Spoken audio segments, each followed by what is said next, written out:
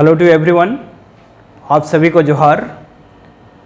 CDPO की इस crash course में हम लोग आज पॉलिटी के क्लास 2 में हैं और फर्स्ट क्लास में हमने ये देखा है कि जो पॉलिटी में क्वेश्चंस किस तरह से पूछा जाएगा और किस तरह से आपको तैयारी करनी है। Polity is all about to give the best of your effort. Polity is all about कि यू वुड एक्सपेक्ट कि face the very good marks. और हम लोगों ने पहले ही क्लास में बोला है कि पॉलिटी अभी भी ना लक्ष्मीकांत के टेक्स्ट बुक से ही पढ़ेंगे, क्योंकि पॉलिटी में एक अंडरस्टैंडिंग चाहिए और अंडरस्टैंडिंग तभी आएगी जब आपके सोर्सेस पहले क्लियर हों। पिछले कुछ JPSC के क्वेश्चंस को देखें और एनालिसिस करें तो उससे ठीक ठाक क्वेश्चन पूछे जाते हैं। अंडरस्टैंडिंग बेस्ड क्वेश्चन पूछा जाएगा तो आप सिर्फ अभी क्वेश्चन बनाते ही नहीं रहें, कुछ बेसिक्स किताबें भी पढ़े साथ में कि आपका लास्ट जो डेट है आते आते तक आपका ठीक ठाक कंप्लीट हो जाएगा।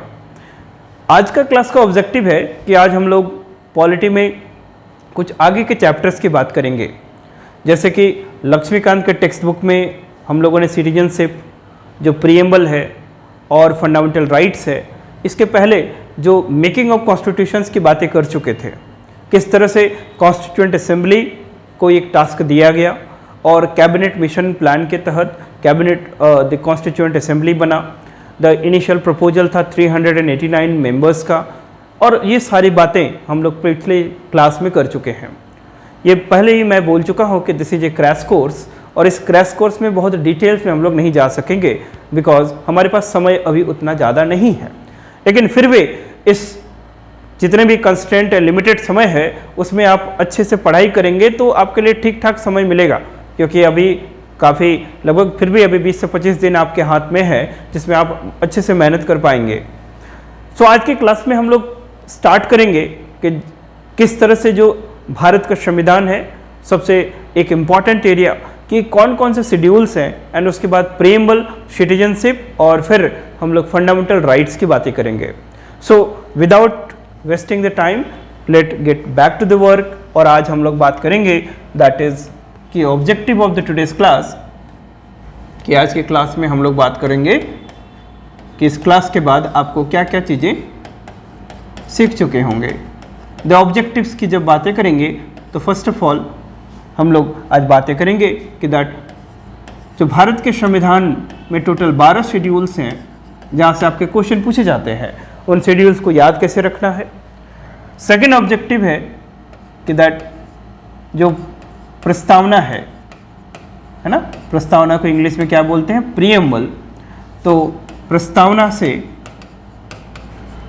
आपके यदि क्वेश्चन पूछे जाएंगे तो लक्ष्मीकांत के टेक्स्ट बुक को आप पढ़ सकते हैं इस क्लास के बाद, और जितना भी अभी पूरा अंडरस्टैंडिंग तो नहीं होगा but those areas what we are highlighting here, please focus on those areas, क्योंकि it might be the directly question can be asked from those particular sections.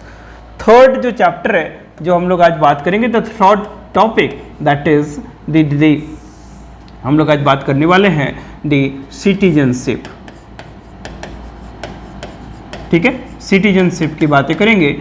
इसका मतलब है we would going to cover the article that is 5 to article number 11। कितने articles हैं हमारे संविधान में, ये कोई बता सकता है कि how many articles are there? तो लास्ट क्लास में एक हमने रफली बताया था कि in the that is called current time more than 465 articles are there. So article number 5 to 11 it basically discuss about citizenship, नागरिकता की बातें करता है। So here you will get the understanding about the नागरिकता। और ये सिटीजनशिप अमेंडमेंट एक्ट के अभी न्यूज़ में होने के चलते ये चैप्टर आपके प्रीलिम्स के लिए इंपॉर्टेंट हो जाता है। अब आगे यदि बातें करेंगे तो यहाँ पर हम लोग नेक्स्ट डिस्कस करेंगे कि यदि टाइम अलाउ करेगा देन हम लोग फंडामेंटल राइट्स,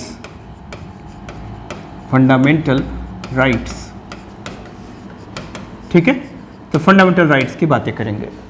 सभी को पता है कि जो हमारा फंडामेंटल राइट्स है, जिसको हिंदी में क्या कहा जाता है, मौलिक अधिकार। सो मौलिक अधिकार भारत के संविधान में अनुच्छेद 12 से लेके 35 तक डिस्कस किया गया है और इसको पार्ट 3 में रखा गया है। पार्ट 3 को मैग्ना कार्टा बोला जाता है और फंडामेंटल राइट्स को हिंदी में क्या बोलते हैं बताओ? दैट इज मौलिक अधिकार। सो मौलिक अधिकार, ये जो अधिकार है किसी भी नागरिक के लिए social and what political justice के लिए जरूरी है, ऑल राउंड डेवलपमेंट के लिए जरूरी है। So we will discuss about the fundamental rights.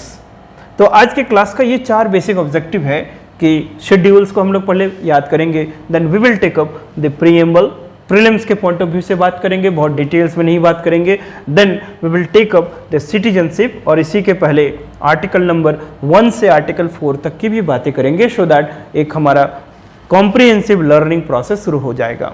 Then we will take up the fundamental rights from article number 12 to 35, जितने भी 6 फंडामेंटल राइट्स हैं, क्योंकि जेपीएससी प्रीलिम्स में अभी पूछा गया है कि फंडामेंटल राइट से किस तरह के क्वेश्चन पूछे गए आपसे कि किस तरह से रीजनेबल रेस्ट्रिक्शन जो है किन किन ग्राउंड्स पे लगाया जाता है। तो ये सब बातें करेंगे। तो चलिए सेशन को शुरू करते हैं।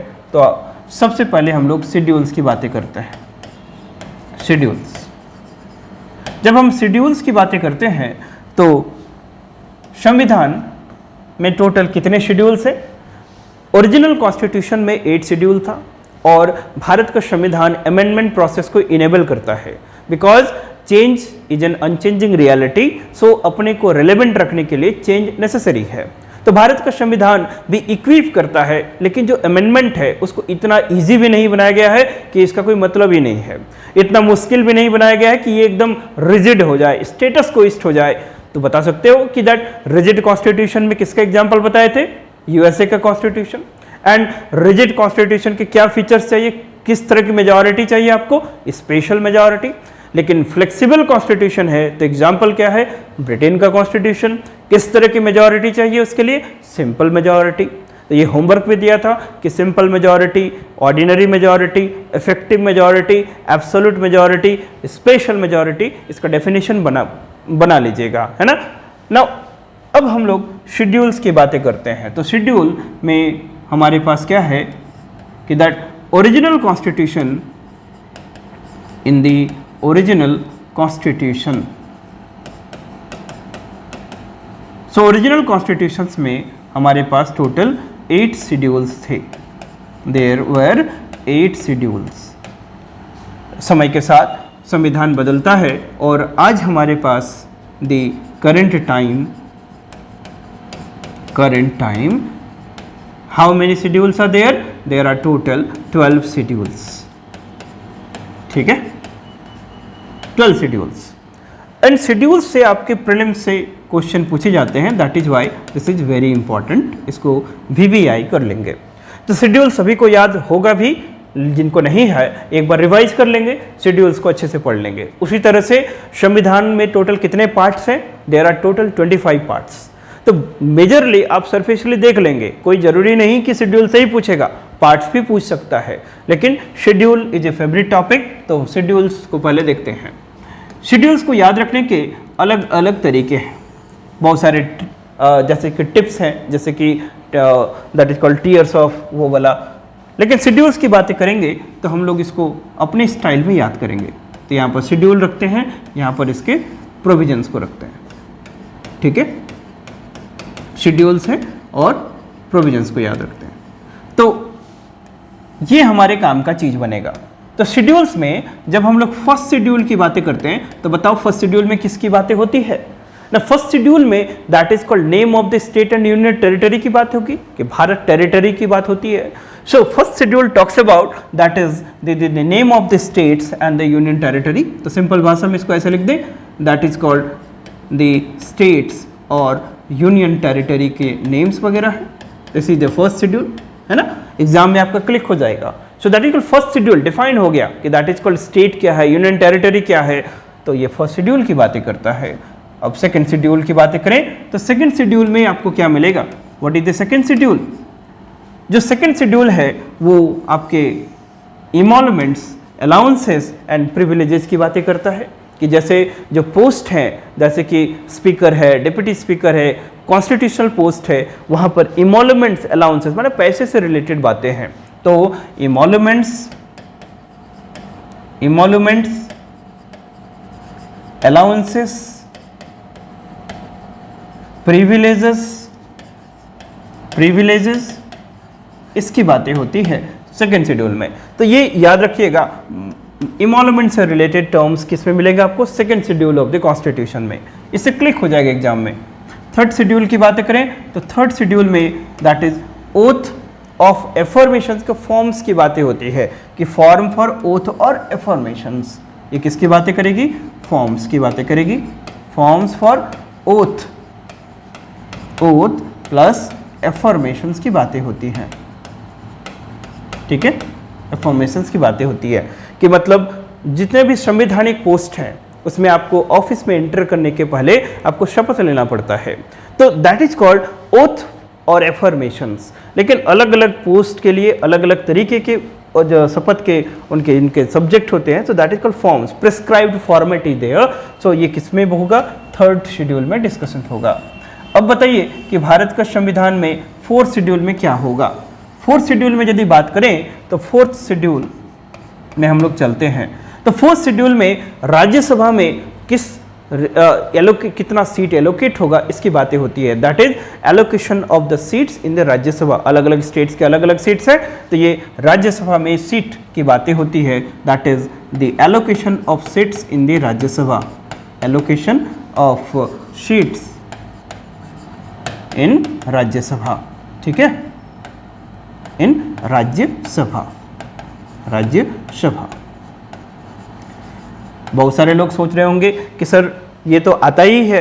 बहुत सारे लोग सोच रहे होंगे कि कितना सारा फैक्ट्स याद रखना पड़ेगा, लेकिन ये फैक्ट्स वगैरह नहीं है, कंसेप्ट ही है। लेकिन चूंकि आप पहली बार पढ़ रहे होंगे या फिर रिवीजन नहीं होगा, इसलिए आपको थोड़ा सा ये फैक्चुअल लगेगा, राइट। बाकी लॉजिकल ऑर्गेनाइज्ड है, थोड़ा सब्जेक्टिव पेपर है, सोशल साइंस का सब्जेक्ट है, तो यहाँ पर थोड़ा एफर्ट तो लेना पड़ेगा। तो हम लोग 4 शेड्यूल देख चुके। फर्स्ट शेड्यूल में क्या है? Name of the states and union territory, इसकी बातें होती है। सेकेंड शेड्यूल में emoluments, allowances, privileges of the constitutional post, इसकी बातें होंगी। थर्ड बातें करेंगे कि that is called forms for oath और एफर्मेशंस की बातें होगी। द फोर्थ शेड्यूल की बात करते हैं the allocation of seats in the Rajya Sabha. ये कीवर्ड है, पंचलाइन है, याद रखना है ना, ये इंपॉर्टेंट है। अब हम लोग फिफ्थ शेड्यूल की बातें करते हैं। Let's talk about the schedule number 5। ना शेड्यूल 5 और 6 दोनों एक साथ चलता है ना, दोनों जैसे भाई है एक दूसरे का। तो फिफ्थ शेड्यूल और 6th शेड्यूल की बातें करते हैं।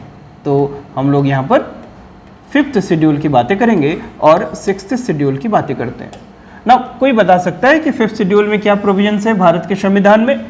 फिफ्थ शेड्यूल में बातें होती है कि that is called administration and control of the scheduled area. एक वर्ड में बातें करें तो फिफ्थ शेड्यूल शेड्यूल एरिया की बातें करता है, 6th शेड्यूल ट्राइबल एरियाज की बातें करता है। तो पहला पॉइंट क्या लिखेंगे? That is fifth schedule, that is scheduled areas की बातें करता है, शेड्यूल्ड एरियाज की बातें करता है। मैं पूछूं क्या हमारे झारखंड में शेड्यूल्ड एरियाज है? तो अब इसको कमेंट करके बताइए, क्योंकि मैं ट्रिक्स पूछूंगा कि जब ट्राइबल एरिया और जब हम बोला शेड्यूल कास्ट और शेड्यूल ट्राइब पढ़ाएंगे तो वहां पर फिर से हम पूछेंगे कि किन किन स्टेट्स में 6th शेड्यूल एरियाज है, किन किन स्टेट्स में 5th शेड्यूल एरियाज है, राइट। सो ये जो 5th शेड्यूल है ये किसकी बातें करता है? शेड्यूल्ड एरियाज की बातें करता है। तो शेड्यूल्ड एरियाज जहां पर ट्राइबल कम्युनिटीज हैं, जहां पर एबोरिजिनल्स हैं, तो उनके लिए स्पेशल मशीनरी बनाया गया है एडमिनिस्ट्रेशन का, क्योंकि जो in the race of development है कहीं ना कहीं पीछे रह गए। So that is why due to that is called lack of reach of governance, उनका मेन स्ट्रीमिंग नहीं हुआ। But who will care for them? लेकिन उनके डेवलपमेंट के लिए कौन केयर करेगा? It is the state. So state care through a special machinery, इसलिए 5th और 6th शेड्यूल एरियाज के लिए अलग तरह का एडमिनिस्ट्रेटिव सिस्टम काम करता है। तो 5th शेड्यूल बातें करेगा कि administration plus control of the 6th schedule areas, the administration and control of the 6th schedule areas except, सिर्फ 4 स्टेट्स हैं जहां पर ये नहीं लगेगा। कौन कौन से? इसके लिए भी एक ट्रिक है, AMTM। क्या ट्रिक है? AMTM। AMTM का मतलब असम, मेघालय, मिजोरम एंड त्रिपुरा, है ना, याद रहेगा। कि दैट 5th शेड्यूल एरिया क्या बातें करता है, the administration and control of what schedule areas except कौन कौन से, AMTM लिख लेंगे, असम, मेघालय, मिजोरम एंड त्रिपुरा। ठीक, चूंकि असम, मेघालय, मिजोरम एंड त्रिपुरा को एक्सेप्शन में लिखा गया है, इसलिए इसके लिए अलग शेड्यूल है, that is called 6th schedule. तो 6th शेड्यूल में क्या बातें करेगी कि the administration of, 6th schedule में बातें होंगी the administration of tribal areas of कौन से, वही AMTM माने असम, मेघालय,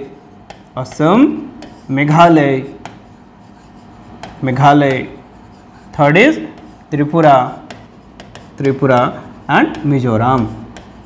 ठीक है, मिजोरम। ऐसा कोई बंदा तो नहीं है जो इन स्टेट्स को, जो मैप है इंडिया का, उसमें नहीं लोकेट कर पाते हैं। यदि नहीं है तो इसमें कोई शर्माने की बात नहीं है, आप आराम से मैप एक डाउनलोड करें या फिर परचेज करें और वहाँ पर नॉर्थ ईस्ट स्टेट, जो नॉर्थ ईस्टर्न स्टेट्स हैं उनको आप डिपिक्ट करें, है ना। मैपिंग से आपका जो अंडरस्टैंडिंग लेवल क्या होता है, बढ़ता है। तो 5th और 6th शेड्यूल एरिया को समझ गए हम लोग कि जब 5th और 6th शेड्यूल एरिया के लिए एक स्पेशल सेट ऑफ मशीनरी काम करता है, because the peoples residing there, they are mostly tribal communities, उनका मेन स्ट्रीमिंग नहीं हुआ है, दे आर एबोरिजिनल्स, माने वो प्रकृति के साथ, इस जो प्रकृति के ज़्यादा क्लोज में रहे और डेवलपमेंटल प्रोसेस में, रेस में कहीं ना कहीं पीछे रह गए।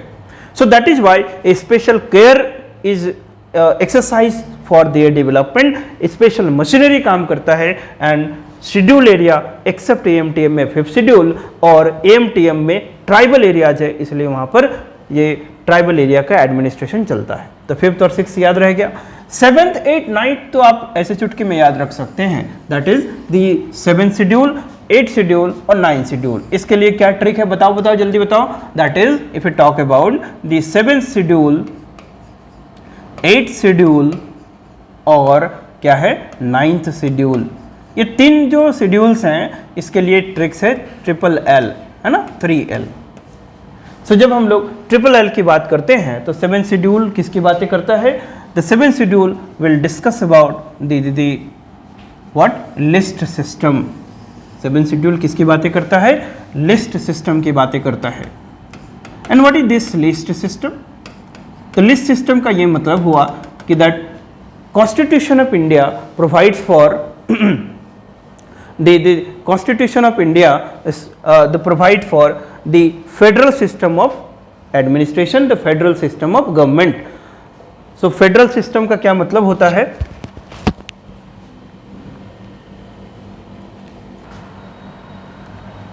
so the welcome back to the session। हम लोग क्या बात कर रहे हैं, we are discussing about the schedules of the Indian Constitution।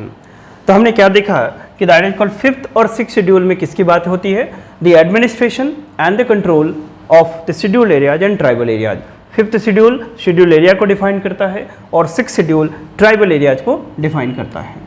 तो शेड्यूल एरियाज और ट्राइबल एरियाज के एडमिनिस्ट्रेशन के लिए अलग ही सेटअप है। अब आगे देखेंगे कि हम लोग 7th शेड्यूल, 8th शेड्यूल और 9th शेड्यूल को कैसे याद रख सकते हैं। तो 7th, 8th और 9th को याद रखने का तरीका क्या है, LLL। So that is called 7th schedule talks about the list system, 8th schedule talk about the languages, 8th schedule languages और 9th schedule land reforms की बातें करता है। तो LLL हो गया। सो लिस्ट सिस्टम पे थोड़ा चर्चा करेंगे। 7th शेड्यूल ना एक लिस्ट सिस्टम प्रोवाइड करता है और कितने लिस्ट हैं, there are 3-fold list system. So 3-fold list में कौन कौन सा आता है, यूनियन लिस्ट, स्टेट लिस्ट और कंकरेंट लिस्ट। यूनियन लिस्ट में वैसे सब्जेक्ट रखा जाता है जिसमें कि यूनियन गवर्नमेंट लॉ बना सकता है।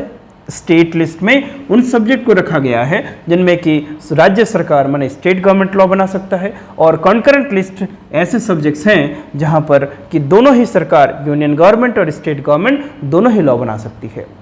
ऐसा कुछ सब्जेक्ट जो कि ना तो इस लिस्ट सिस्टम में आया, ना तो वो यूनियन लिस्ट है, ना स्टेट लिस्ट है, ना कंकरेंट लिस्ट है, तो उसको रेसिडुअरी सब्जेक्ट्स में रखा जाता है। और रेसिडुअरी सब्जेक्ट्स में लॉ बनाने का जो अधिकार है वो किसके पास है, ना पार्लियामेंट के पास है। थोड़ा इसमें प्री इंडिपेंडेंस टाइम की बात करें तो रेसिडेंटरी सब्जेक्ट किसको दिया गया था? वाइसराय ऑफ इंडिया को दिया गया था। लेकिन आफ्टर इंडिपेंडेंस माने पोस्ट इंडिपेंडेंस आपके पास रेसिडेंटरी सब्जेक्ट पार्लियामेंट के पास है। तो ये प्रीलिम्स के लिए इंपॉर्टेंट चीज है, याद रखिएगा कि रेसिडेंटरी सब्जेक्ट स्टेट गवर्नमेंट के पास नहीं है, रेसिडेंटरी सब्जेक्ट इनके पास है, पार्लियामेंट के पास है। आगे चले, लैंग्वेजेस की बातें करते हैं। सो 8 schedule of the Indian constitution 8 schedule languages provide करता है।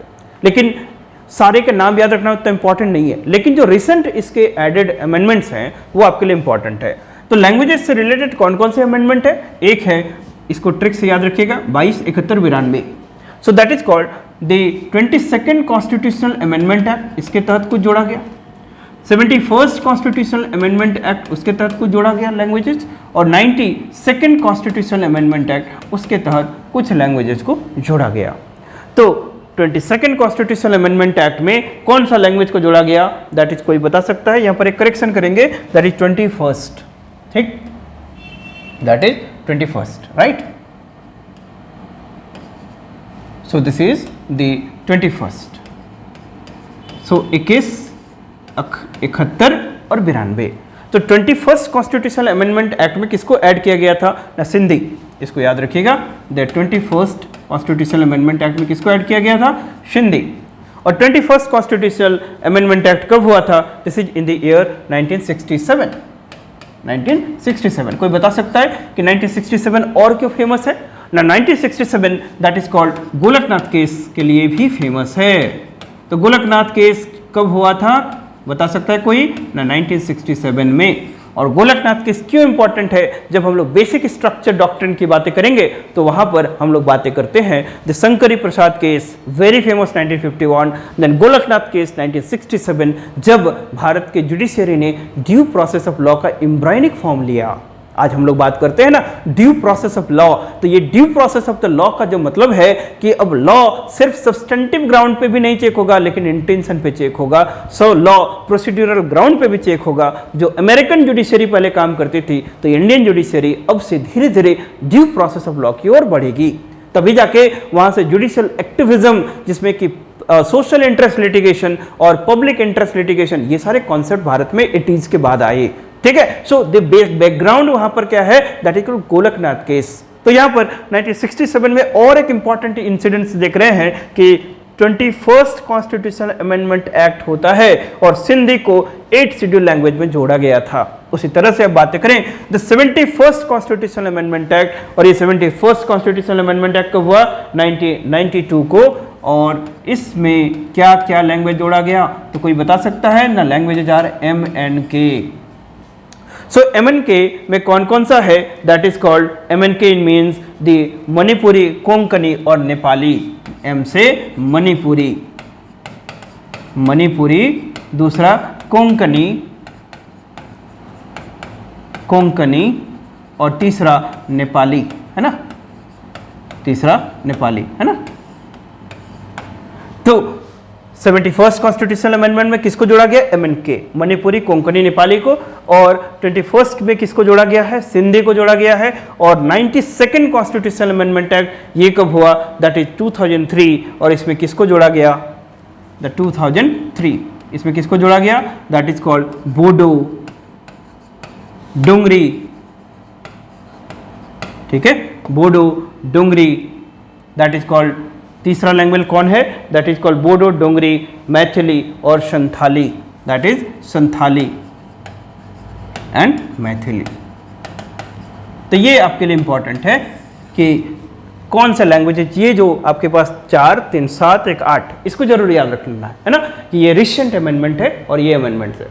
तो हम लोग 7th 8th शेड्यूल समझ गए। अब 9th शेड्यूल की बातें करते हैं। तो 9th शेड्यूल के लिए क्या याद रखिएगा? दैट इज लैंड रिफॉर्म्स, कि जितने भी जमींदारी सिस्टम से सभी को पता है कि ब्रिटिशर्स ने लैंड रिफॉर्म्स के नाम पे क्या किया ना, इंडिया में that is called zamindari system, permanent settlement को इंट्रोड्यूस किया, रियोटवारी सिस्टम को इंट्रोड्यूस किया, महलवारी सिस्टम को इंट्रोड्यूस किया, मालगुजारी सिस्टम को इंट्रोड्यूस किया। So all these reforms brought what? Commercialisation of agricultural land. ये सारे चीज आज मॉडर्न में पढ़े होंगे या फिर मैडम क्लास ले रही हैं, जो आपके मॉडर्न की क्लासेस होती हैं उसमें भी आपको सीखने को मिलेगा। सो ये जो रिफॉर्म्स हैं, ये जो लाए गए सिस्टम, आज़ादी के बाद इसको चेंज किया गया। तो जमींदारी एबॉलिशंस एक्ट लाए गए, so that is why 9 schedule किसकी बातें करता है ना लैंड रिफॉर्म्स की बातें करता है। किसकी बातें करता है ना लैंड रिफॉर्म्स की बातें करता है।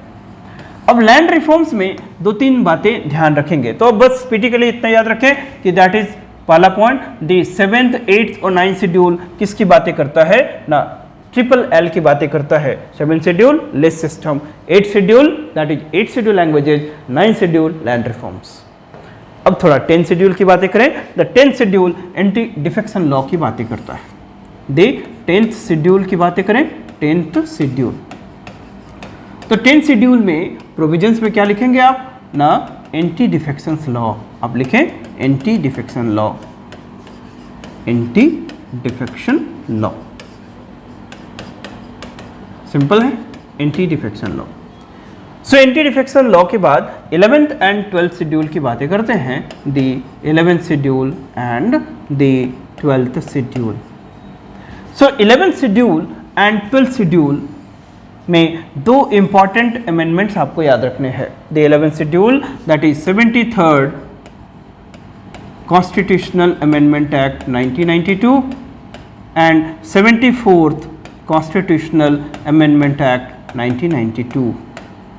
ये इंडिया में 2 इंपॉर्टेंट पीस ऑफ लेजिस्लेशंस है जब भारत में क्या आया 3 tier systems, that is 11th schedule Panchayati Raj institutions की बातें करता है और 12th शेड्यूल म्युनिसिपैलिटीज की बातें करता है। ठीक है, तो म्युनिसिपैलिटीज की बातें करता है। तो this is all about the 12 schedules of Indian constitution. और प्रीलिम्स के लिए आपको शेड्यूल्स याद होने चाहिए, तो एक बार रिपीट कर लें क्या। द फर्स्ट शेड्यूल किसकी बातें करता है, that is called name of the states and the union territory. Second schedule emoluments, allowances and privileges की बातें करता है।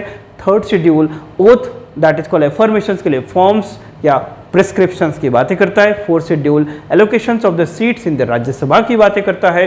Fifth schedule, six schedule schedule areas और ट्राइबल एरियाज की बातें करता है। 7th, 8th, 9th schedule triple L की बातें करता है, that is the list system, the languages and then land reforms की बातें करता है। तो मैं एक क्वेश्चन छोड़ रहा हूं कि क्या कोई लॉ जो 9th शेड्यूल में ऐड कर लिया गया उस पर जुडिशियल रिव्यू लगेगा कि नहीं, इसको आप कमेंट करके बताएंगे कि उस पर जुडिशियल रिव्यू लग सकता है कि नहीं लग सकता है। ठीक है, या फिर अगले क्लास में इस पे हम बात करेंगे।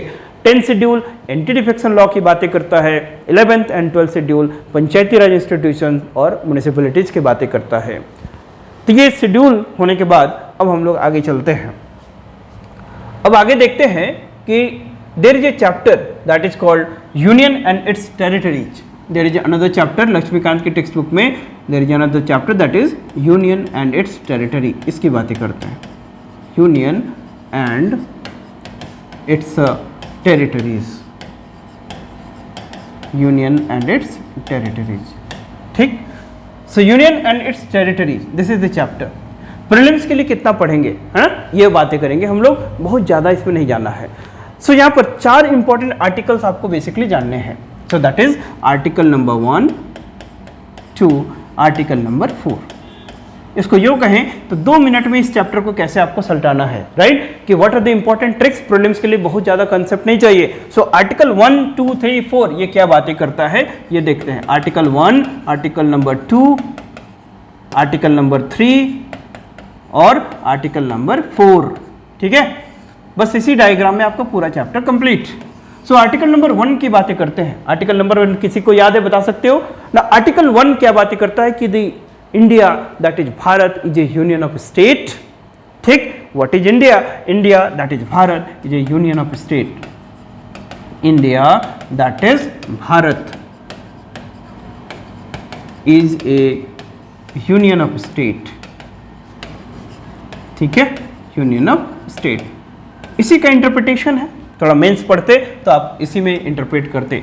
तो India that is Bharat is a union of state, यहाँ कहीं भी फेडरेशन नहीं लिखा गया है, लेकिन द कॉन्स्टिट्यूशन ऑफ इंडिया एक फेडरल पॉलिटी की बात करता है। कॉन्स्टिट्यूशन ऑफ इंडिया क्या बातें करता है? The federal polity, federal polity.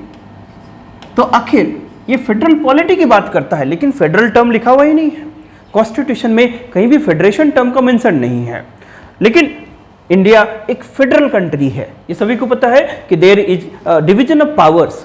Between the central government and state government. ये फेडरल पॉलिटी है। हमारे कॉन्स्टिट्यूशन में फीचर्स हैं, कौन कौन से फीचर्स होते हैं, DDWRSIB, जो लास्ट क्लास में भी बताया। अब आगे चलते हैं कि यहाँ पर लेट्स सी कि दैट यहाँ पर दो टर्म यूज किया गया है, इंडिया दैट इज भारत। इन दोनों में क्या डिफरेंस है? नहीं, India that is Bharat, India एक पॉलिटिकल टर्म है, this is A political term now, and this Bharat it is the cultural term, cultural term.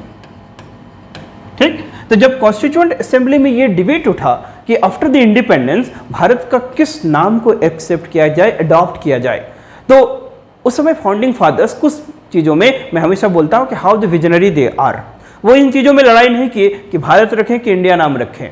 वो आगे बढ़े कि हमारे पास मुद्दे बहुत हैं, we have to brought in the development to that is called the land of the India, जो कि इस तरह के इम्पॉवरिशमेंट से गुजरा है। तो वहाँ पर एक टर्म जो आपका पॉलिटिकल टर्म को बताता है और एक टर्म आपके कल्चरल टर्म को बताता है, तो दिसे वेरी स्मार्टली कि दोनों नाम ले लेते हैं। So India that is Bharat, है ना, इस नाम से आगे बढ़े और फोकस कहां पर है उनका, डेवलपमेंटल एजेंडा में। तो ये पॉइंट क्या है, दो नाम है, दो चीज को बताता है कि पॉलिटिकल यूनिटी पॉलिटिकल टर्म है, the Bharat that is called cultural significance है। Now it is a union of state. फिर आगे बोलते हैं कि जो यूनियन ऑफ स्टेट है, this is a broader term than the federation of the state. क्योंकि जब फेडरल मॉडल की बात करते हैं तो फेडरेशन की शुरुआत में रेफरेंस मॉडल हम लोग यूएस को लेते हैं। तो फिर हम लोग यूएस को ही क्यों रेफरेंस मॉडल ले, कि Indian model is itself is an experimental model, ये सुई जेनरिस मॉडल होना चाहिए, एक यूनिक मॉडल होना चाहिए। हम उसके मॉडल को क्यों कॉपी करें, लेकिन फीचर्स को कॉपी करेंगे जो हम लोग के लिए सुटेबल होगा। नाउ तो यहां पर ये बोला जाता है कि union is the equal to the federation, but union is more than a federation. तो इंडिया में जो यूनियन टर्म है वही फेडरेशन है, जो फेडरेशन के फीचर्स होंगे वो इसमें मिलेगा, लेकिन ये जो यूनियन टर्म है फेडरेशन से बड़ा है। कैसे, कि यहाँ पर पहला पॉइंट, इसके दो रीजन्स हैं। The first reason is that कि जो इंडियन यूनियन है ये किसी एग्रीमेंट का रिजल्ट नहीं है, लाइक अमेरिकन जो यूनियन है।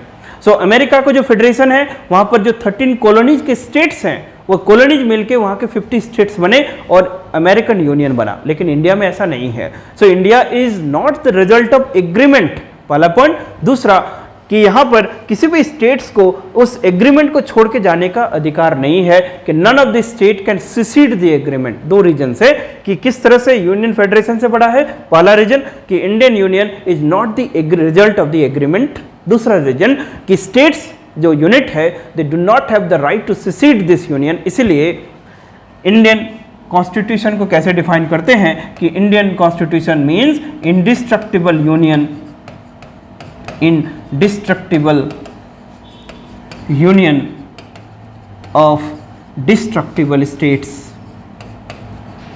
destructible states।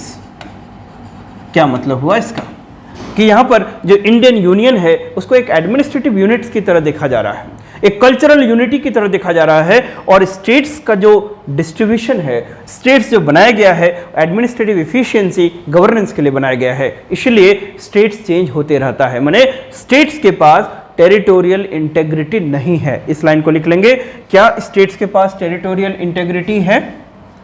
स्टेट्स के पास there is no territorial integrity. So article 1 हमें क्या बताता है कि दैट स्टेट्स का मतलब जो राज्य, स्टेट्स का मतलब यहाँ पर राज्य है, कि राज्य प्रोविंसेस, स्टेट्स डू नॉट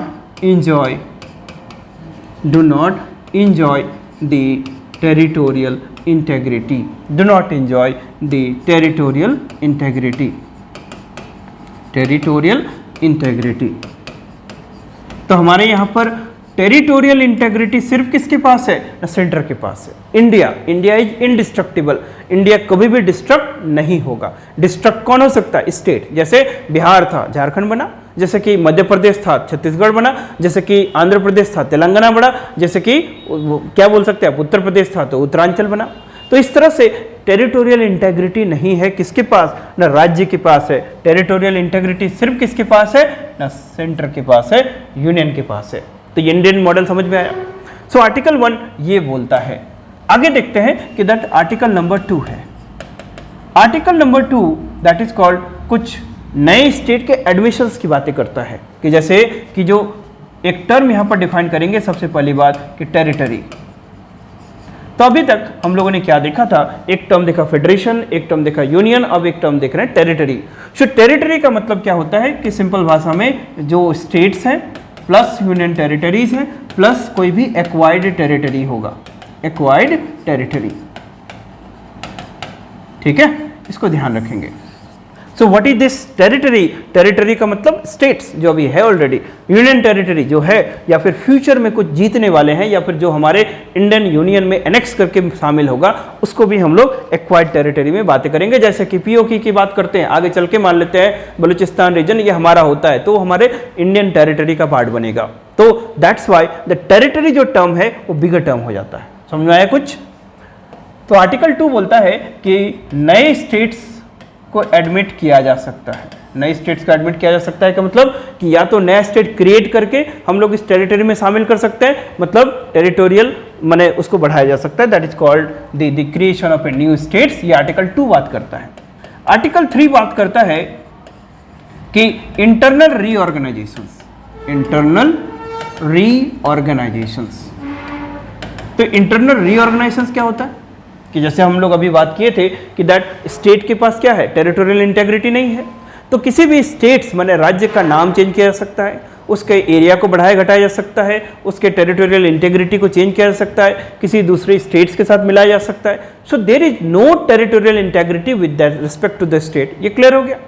तो आर्टिकल 3 से कि इंटरनल रीऑर्गेनाइजेशंस किया जा सकता है, और इंटरनल रीऑर्गेनाइजेशन में क्या होगा, उसका नाम चेंज किया जा सकता है, उसके एरिया को घटाया बढ़ाया जा सकता है। ठीक है, इस तरह से माने उसकी चीज़ों को चेंज किया जा सकता है। Getting my point? तो आर्टिकल नंबर 3 है। अब आर्टिकल 4 इनेबलिंग क्लॉज है। आर्टिकल 4 क्या बातें करता है? Enabling clause. आर्टिकल 4 क्या बातें करता है? That is enabling clause. Enabling clause का मतलब क्या होता है कि जैसे जितने भी काम हम लोगों ने किए, whatever the actions been undertaken under article 1, 2 and 3, उन सबको लीगलाइज करता है कि ये लीगल है, ये कॉन्स्टिट्यूशनल अमेंडमेंट नहीं है। Getting my point? तो आर्टिकल नंबर 4 क्या बोलता है? ये इनेबलिंग क्लॉज है। सो पहला point, it legalises the actions undertaken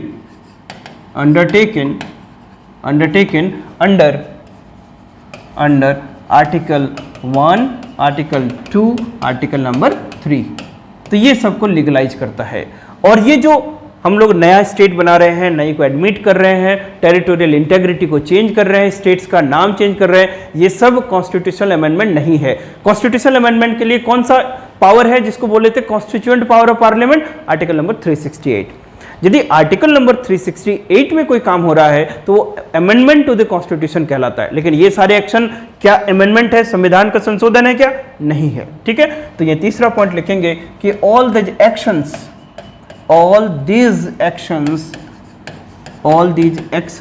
are not the constitutional amendment, are not the constitutional amendment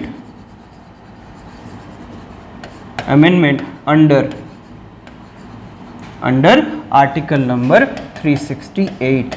क्योंकि आर्टिकल नंबर 368 को क्या बोलते हैं? It is called constituent power of the parliament. ये समझ में आया? तो हमने क्या देखा अभी? ये छोटा सा चैप्टर है, इससे ज़्यादा इस चैप्टर में नहीं पढ़ेंगे। यहाँ पर प्रीलिम्स ओरिएंटेड सिर्फ फैक्ट्स की बातें होंगी, और ये 4 आपके आर्टिकल्स हैं। कौन कौन से? Article 1, 2, 3 and 4।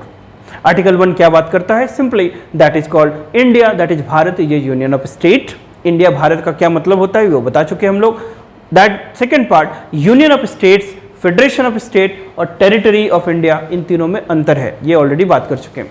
सेकेंड बात करता है कि नए जो स्टेट्स है उसको क्रिएट किया जा सकता है, एडमिट किया जा सकता है। ठीक। थर्ड बोलता है कि that is called territorial integrity नहीं है स्टेट्स के पास, किसी भी स्टेट्स का नेम, उसके एरिया, बाउंड्री को चेंज किया जा सकता है। तो एक लाइन में हमने क्या बताया था इंडियन कॉन्स्टिट्यूशन को? It is the indestructible union of the destructible states. ठीक है, the states do not enjoy the territorial integrity. सिर्फ टेरिटोरियल इंटेग्रिटी किसके पास है? यूनियन ऑफ इंडिया के पास है, राइट। ये जो 4th नंबर का आर्टिकल है ये इनेबलिंग क्लॉज है। क्यों? क्योंकि ये पहली बार इनेबल करता है कि जो भी एक्शंस आर्टिकल नंबर 2, 3, 1 में किया गया वो वैलिड एक्शंस होगा। दूसरा पॉइंट कि ये लीगलाइज करता है, माने उसको वैलिडिटी प्रोवाइड करता है। और तीसरा कि ये जितने भी काम किए गए ये कॉन्स्टिट्यूशनल अमेंडमेंट एक्ट की तरह नहीं है। कॉन्स्टिट्यूशनल अमेंडमेंट एक्ट किसके तहत होता है? अंडर आर्टिकल नंबर 368, जिसको क्या बोला गया? Constituent power of the parliament. और हमारे संविधान को संशोधन के कुछ तरीके होते हैं जो हम लोग आगे बढ़ेंगे। आर्टिकल 368 स्पेशल मेजॉरिटी की बातें करता है। ठीक, तो ये 4 आर्टिकल समझ में आया। अब जब नेक्स्ट चैप्टर है इसके बाद आपके इस टेक्स्ट बुक में, वो कौन सा चैप्टर है ना? नेक्स्ट एक और इम्पॉर्टेंट चैप्टर की बातें कर लेते हैं जिसका टाइटल है कि जैसे मान लीजिए प्रीएम्बल। सो प्रीएम्बल, इस चैप्टर को आप कैसे पढ़ेंगे, है ना? प्रीएम्बल माने प्रस्तावना। प्रस्तावना सो इसको कुछ लेमनेस टर्म में शुरू करेंगे। मैं पूछना चाहूंगा कि बताओ कि वर्ल्ड का सबसे पहला कॉन्स्टिट्यूशन कौन है जो एक प्रस्तावना से शुरू होता है? Which is the world that is called earliest constitution which had been started with a preamble? और preamble होता क्या है? What is this preface? N A Palkhivala इसको identity card to the Indian constitution बोलता है। एन ए पालखीवाला एक constitutional adviser थे, constitution expert थे। ठीक, सो जब प्रीएम्बल की बातें करते हैं सो प्रीएम्बल के अलग अलग नाम हैं। यहाँ पर एन ए पालखीवाला का नाम आप लोग याद रखिएगा, एन ए पालखीवाला। ठीक है, एन ए पालखीवाला कौन थे? कॉन्स्टिट्यूशनल एक्सपर्ट थे। अब थोड़ा सा इस चैप्टर पे चीज़ों को समझेंगे। तो प्रीएम्बल का टेक्स्ट जिनको याद हो बहुत ही बेहतर है, टेक्स्ट याद नहीं हो तो कोई घबराने की बात नहीं है। प्रीलिम्स ओरिएंटेड इस चैप्टर को कैसे तैयार करेंगे, इसके लिए कुछ क्विक पॉइंट्स हम लोग देखते हैं। तो जब हम लोग प्रीएम्बल की बातें करते हैं तो फर्स्ट टर्म क्या आपको याद रखना है? प्रीएम्बल। प्रीएम्बल मीन्स प्रस्तावना। द फर्स्ट पॉइंट में लिखे that is called American constitution is the first constitution. American constitution it is the world first constitution जो कि एक प्रीएम्बल से शुरू होता है। सेम ट्रेंड भारत में भी फॉलो किया गया और हमारा जो संविधान है वो भी एक प्रस्तावना से शुरू होता है। किसी भी टेक्स्ट बुक में जैसा कि पहला पृष्ठ होता है जिसको कि प्रीफेस बोलते हैं, जिसको कि इंट्रोडक्शन कहा जाता है, हमारे संविधान इस बल्कि डॉक्यूमेंट के लिए भी जो प्रीफेस का काम करता है वो क्या है? प्रस्तावना। तो first the preamble is called the preface to the constitution. It is called preface to the constitution. It is called introduction to the constitution. It is called ID card to the constitution, माने identity card to the constitution. तो ये preface है, identity card है जो भारत के संविधान की philosophy को समाहित करके रखता है। So what is this? The preamble जो है वो क्या रखता है? द फिलॉसफी को गाइड करता है। फिलॉसफी। अब भारत के संविधान की जो फिलॉसफी है उसके हिस्ट्री की बात करें तो ये ऑब्जेक्टिव रिजोल्यूशन से कहीं ना कहीं लिंक होता है कि जो ऑब्जेक्टिव रिजोल्यूशंस किसने ड्राफ्ट किया था? Objective resolution. Objective resolutions. ये ऑब्जेक्टिव रिजोल्यूशंस क्या था ना? ऑब्जेक्टिव रिजोल्यूशंस के लिए पहला पॉइंट याद रखेंगे, it is the drafted and put forward by Pandit Jawaharlal Nehru. तो objective resolutions it was drafted and moved by Pandit Jawaharlal Nehru, है ना?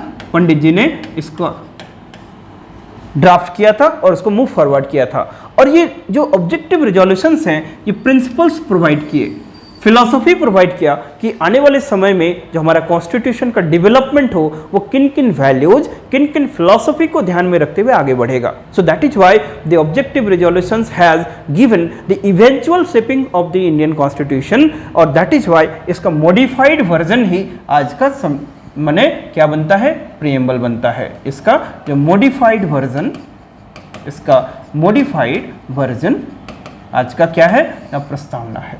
तो एक हिस्ट्री समझ में आई प्रस्तावना की। तो पहला पॉइंट कि American constitution is the first constitution in the world जो कि एक प्रीएम्बल से शुरू होता है। दूसरा पॉइंट कि दैट इसके प्रीएम्बल को अलग अलग नाम से बोला जाता है, that is preface, introductions, ID card. N A Palkhivala का कमेंट याद रखिएगा। ये फिलॉसफी को कंटेन करता है लेकिन ये फिलॉसफी हिस्टोरिकली ऑब्जेक्टिव रिजोल्यूशन से लिंक होता है। ऑब्जेक्टिव रेजोल्यूशन जो कि प्रिंसिपल प्रोवाइड किया कि किस तरह से कॉन्स्टिट्यूशन का डेवलपमेंट होगा, और it was put forwarded by Jawaharlal Nehru. ठीक, इसी का मॉडिफाइड वर्जन क्या है आपका, प्रीएम्बल। अब थोड़ा प्रीएम्बल के टेक्स्ट की ओर चलें कि प्रीएम्बल हमें और क्या क्या बातें बताता है। तो प्रीएम्बल का टेक्स्ट यदि याद है तो वो सबसे बढ़िया है, नहीं तो कैसे कुछ की पॉइंट्स के थ्रू आप याद रखेंगे। वी ऐसे शुरू करता है कि we the people of India having solemnly resolve to constitute India into a sovereign socialist secular democratic republic. यहाँ थोड़ा रुकना है। तो we the people of India ये तो चला ठीक, उसके बाद सोलेमली कॉन्स्टिट्यूट टू मेक कौन कौन सा, sovereign socialist secular democratic Republic. ठीक, तो ये sovereign socialist secular democratic Republic ये कीवर्ड है, ये काम की चीज है, इसलिए मैंने बोला रुकने के लिए। आगे बढ़ेंगे। Sovereign socialist secular democratic republic and to secure to all its citizens, क्या क्या, जस्टिस है ना, लिबर्टी, इक्वालिटी, फ्रेटर्निटी।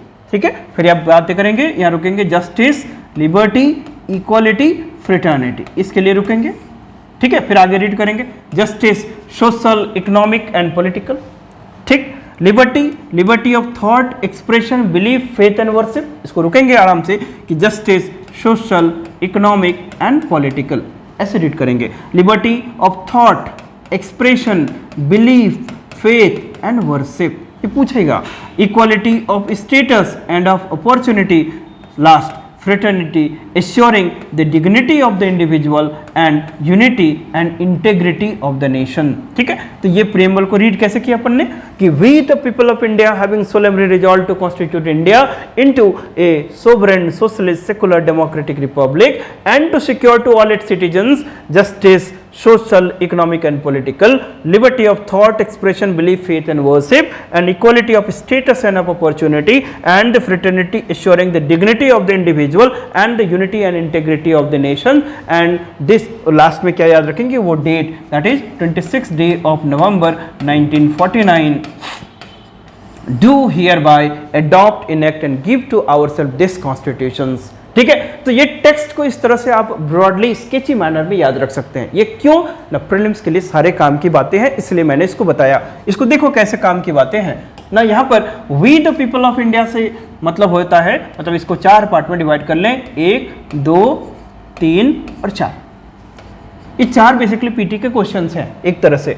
तो 4 वी मतलब what is the source of authority of the Indian constitution, Bharat के संविधान के लेजिटिमेसी का पावर कहां से मिलता है, we the people of India से मिलता है, हम भारत के लोग, right. So that is called popular sovereignty, people of India are the great master. So that is why the संविधान का जो सोर्स है, लेजिटिमेसी का सोर्स, अथॉरिटी का सोर्स, पावर का सोर्स, वो क्या है, पीपल ऑफ इंडिया। ये पहला पॉइंट। तो source of authority of constitution क्या है बताओ, that is the people of India. Second, जो इंडिया जो स्टेट है, जो इंडिया जो राष्ट्र है, उसका नेचर क्या होगा, कि मतलब उसकी प्रकृति क्या होगी ना, प्रकृति होगी एक ऐसा स्टेट जो सोवरेन होगा, सोशलिस्ट होगा, सेकुलर होगा, डेमोक्रेटिक होगा, रिपब्लिक होगा। इसमें हर एक टर्म का कुछ मतलब है।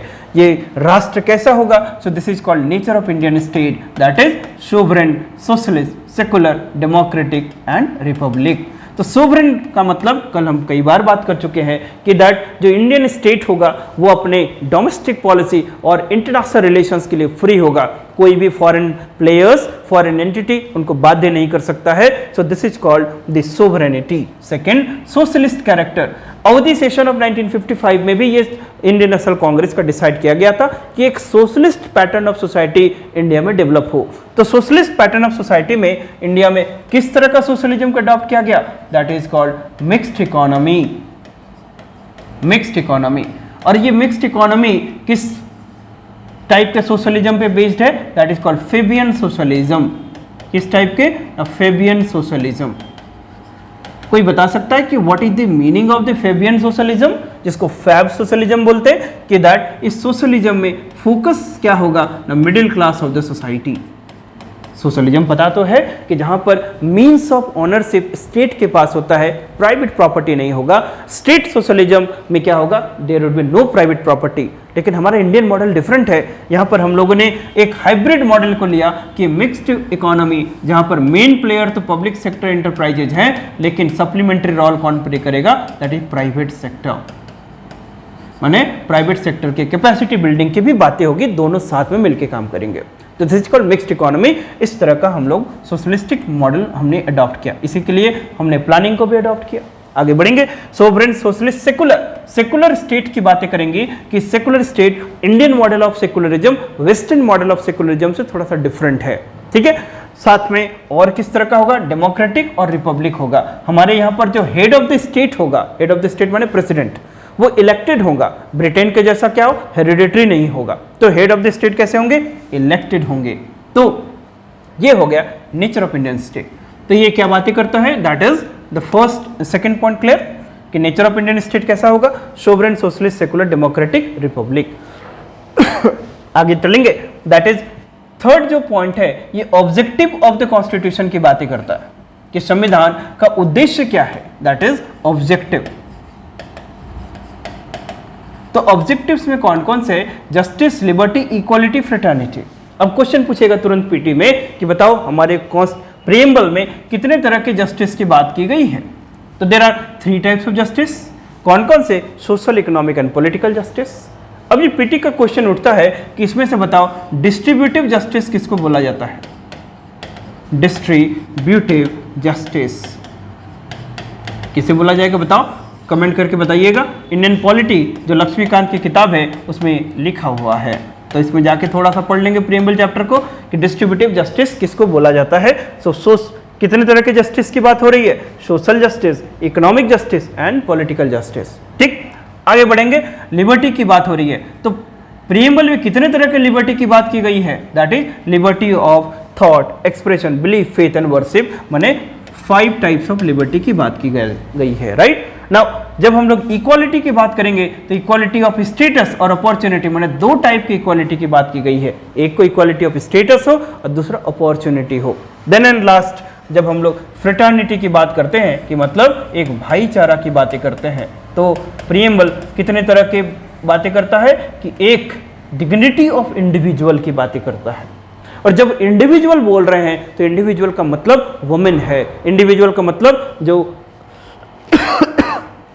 जो फ्लोरा एंड फोना भी है। सो यहाँ पर हम लोग का डिग्निटी ऑफ इंडिविजुअल और साथ में unity and integrity of nation की बातें हो रही हैं। Sorry, so unity and integrity का ऑफ नेशन, तो नेशन जो है, नेशन कल्चरल टर्म है, इसलिए यहाँ पर टेरिटोरियल इंटेग्रिटी और साइकोलॉजिकल इंटेग्रिटी दोनों की बात की गई है, साइकोलॉजिकल यूनिटी। ठीक है, तो ये सारा ब्रीफली हो गया। और किस डेट को कॉन्स्टिट्यूएंट असेंबली ने अडॉप्ट किया था, 26 नवंबर 1949। तो ये मेन पीटी के मेन कोर क्वेश्चन है, जहां से प्रीएम्बल से पूछा जाएगा। तो इसी तरह पूछा जाएगा, पहला बात कि एन ए पालखी वाला जो कमेंटेटर्स है उनका व्यू पॉइंट, दूसरा अमेरिकन कॉन्स्टिट्यूशन फर्स्ट है, तीसरा प्रीफेस, इंट्रोडक्शन, आईडी कार्ड किसने बोला ये याद रखिएगा, या फिर 2-4 नाम जो किसने स्पेसिफिक बोला है वो याद रखिएगा। देन वी टॉक अबाउट कि ये बेसिक फिलॉसफी को दर्शाता है जो कि ऑब्जेक्टिव रिजोल्यूशन से कहीं ना कहीं सेफ होता है, और ये objective resolution was drafted and forwarded by Pandit Jawaharlal Nehru. समझ में आया? आगे चले ना। इस प्रीएम्बल के टेक्स्ट में जो काम की चीजें हैं इस तरह से याद रखेंगे, कई इसके बारे में हम लोग डिटेल्स में बात कर चुके हैं। अब मैं अगला क्वेश्चन पूछता हूं कि क्या प्रीएम्बल भारत के संविधान का पार्ट है? क्या preamble is a part of the Indian constitution or not? It is a part of the Indian constitution or not? यह क्वेश्चन उठा और इसके लिए 3 इंपॉर्टेंट केसेस इससे एसोसिएटेड हैं। तो पीटी के लिए क्या लिखेंगे फटाफट, कौन कौन से केसेस ना। फर्स्ट ऑफ ऑल सबसे पहला केस है Berubari union case, Berubari union case 1960। ये पहला केस है जिसमें ये क्वेश्चन उठा कि क्या जो प्रस्तावना है वो भारत के संविधान का अंग है कि नहीं। दूसरा जो केस है दैट इज सभी को पता है, केशवानंद भारती केस, केशवानंद भारती केस, और ये किया डेट क्या है इसका, that is 1973। And last case associated, it is called LIC India case, LIC India case, that is 1995। तो ये जो क्वेश्चन उठा कि क्या प्रस्तावना भारत के संविधान का अंग है कि नहीं, तो 3 केसेस लिंक्ड होगा। तो पीटी में क्वेश्चन पूछा जा सकता है कि कौन सा केसेस इससे लिंक्ड है, तो क्या क्या याद रखना है, बेरोबरी यूनियन केस, दूसरा केशवानंद भारती केस, तीसरा LIC इंडिया केस। तो ये बेरोबरी यूनियन केस में बोला गया कि नो, ये जो प्रीएम्बल है वो संविधान का अंग नहीं है, ठीक। लेकिन आगे जुडिशरी अपना स्टैंड चेंज करती है। जब हम लोग डॉक्ट्रिन ऑफ बेसिक स्ट्रक्चर की बात करेंगे तो हमें और लॉजिक समझ में आएगा। बस खाली अभी एंड रिजल्ट को याद रखो। केशवानंद भारती केस में बोला yes, it is a part of basic माने कॉन्स्टिट्यूशन, और LIC इंडिया केस में बोला yes, it is an integral part, it is an integral part, sorry, it is an integral part. तो ये सुप्रीम कोर्ट के judgements आ रहे हैं। तो सुप्रीम कोर्ट के जो जजमेंट है वो फाइनल है, क्योंकि सुप्रीम कोर्ट क्या है ना, संविधान का गार्डियन है, highest interpreter of the constitution है, सो वो फाइनल है। तो ये समझ में आ गया ये डिस्कशन कि प्रीएम्बल पार्ट है क्या। यस, 3 केस इन्वॉल्व है, पहले बोला नो, बाद में बोला यस, अभी का स्टेटस क्या है, yes it is an integral part, ठीक।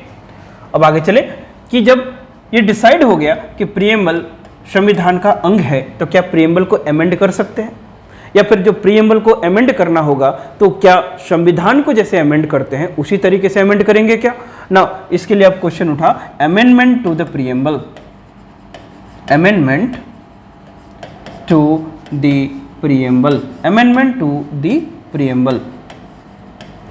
तो अमेंडमेंट के लिए कौन सा आर्टिकल, आर्टिकल नंबर 368। तो ये क्वेश्चन उठा कि क्या प्रीएम्बल को अमेंड करने के लिए आर्टिकल 368 के तहत ही अमेंड होगा, क्योंकि यहाँ तो स्पेशल मेजॉरिटी चाहिए।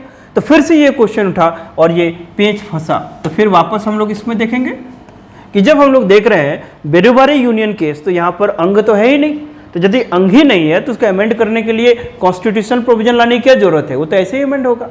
तो पहले फर्स्ट टाइम में क्या था कि अमेंडमेंट टू द प्रीएम्बल वो संविधान का अमेंडमेंट नहीं है, कब, बेरोबरी यूनियन केस में। लेकिन केशवानंद भारती केस में बोल दिया यस सिटीजन, अब उसको अमेंड ऐसे नहीं कर सकते हैं, उसके लिए आर्टिकल 368 के तहत अमेंड करना पड़ेगा। तो अभी क्या स्टेटस है कि अमेंडमेंट टू द प्रीएम्बल ना, yes it is amendable, yes it is amendable, yes it is amendable. क्यों अमेंडेबल है, because it is a part of the Indian Constitution, so thereby it requires the same process as it is required for the amendment to the Constitution, माने article 368 के तहत जाना पड़ेगा। अब ये question उठा कि तो प्रीएम्बल कितनी बार अमेंड हो चुका है अभी तक, तो अभी तक एक ही बार अमेंड हुआ है, और कब अमेंड हुआ है, there is only one time, only one time, और वो कौन सा टाइम था, that is 42nd constitutional amendment act 1976, ऐतिहासिक अमेंडमेंट। ऐतिहासिक क्यों, क्योंकि 42nd कॉन्स्टिट्यूशनल अमेंडमेंट को ऐसा संशोधन कहा जाता है, इसको मिनी कॉन्स्टिट्यूशन कहा जाता है। बहुत सारी चीजें चेंज की गई थी, तो प्रीएम्बल भी चेंज हो गया। तो उसी प्रोसेस में हम लोग देखते हैं कि एक ही बार अमेंड हुआ है, ये भी याद रखिएगा पीटी में कि क्या संविधान जो प्रीएम्बल है वो कितनी बार अमेंड हुआ है अभी तक, ओनली वन टाइम, कब, 1976 amendment number 42nd constitutional amendment act. और इसमें क्या ऐड किया गया ना, इसके लिए भी ट्रिक्स है, SSI, इसके लिए क्या ट्रिक्स है, SSI, कौन कौन सा, सोवरेन सोशलिस्ट इंटेग्रिटी, ठीक है, that is sorry secular socialist and integrity, है ना, सो इंटेग्रिटी। तो ये चीज ऐड हुआ, कब हुआ, 42nd कॉन्स्टिट्यूशनल अमेंडमेंट एक्ट के बाद। तो यहां तक समझ में आया। अब दो लिमिटेशंस है प्रीएम्बल का, क्या लिमिटेशंस है कि पहला लिमिटेशंस कि जो प्रीएम्बल है ये पार्लियामेंट के सोर्स का पावर नहीं है। तो इसको एक याद लाइन इसको लिखेंगे कि जो प्रीएम्बल पार्लियामेंट के सोर्स का पावर नहीं है, प्रीएम्बल पार्लियामेंट के या का सोर्स ऑफ पावर नहीं है, नहीं है, ठीक है। तो पार्लियामेंट का सोर्स ऑफ पावर नहीं है, इसीलिए जो पार्लियामेंट को सोर्स ऑफ पावर नहीं है, इसलिए जो प्रीएम्बल है ये पार्लियामेंट के पावर को लिमिट नहीं कर सकता है। ठीक, तो ये रहा आपका preamble and that's all about the preamble chapter. Getting my point? PT के लिए इससे ज़्यादा नहीं जानना है, एक बार बस लक्ष्मीकांत की किताब को पढ़ लेंगे तो प्रीएम्बल आपको पूरा याद हो जाएगा। सो प्रीएम्बल समझ में आया, ये इंट्रोडक्शंस है, अमेंडमेंट्स याद हुआ, पार्ट समझ गए हम लोग, इसके प्रोविजन समझ गए और अलग अलग केसेस इन्वॉल्व है वो भी समझ गए। हमने यूनियन और द टेरिटरी वो वाला चैप्टर आर्टिकल 1 से लेके 4 तक देखा, प्रीएम्बल देख लिया। अब हम लोग अगले क्लास में हम लोग ये देखेंगे सिटीजनशिप और फंडामेंटल राइट्स। तो सिटीजनशिप मतलब आर्टिकल नंबर 5 से लेके 11 और फंडामेंटल राइट्स का मतलब 12 से लेके 35। एंड उसके बाद जो directive principle of state policies जिसमें 36 से लेकर 51 तक बातें करेंगे और फंडामेंटल ड्यूटी 51A की बातें करेंगे। तो इस तरह से हमारा एक बिगर यूनिट कंप्लीट हो जाएगा और हम लोग नेक्स्ट क्लास में इसको कवर करेंगे। ठीक है, टेक केयर, सभी को जोहार।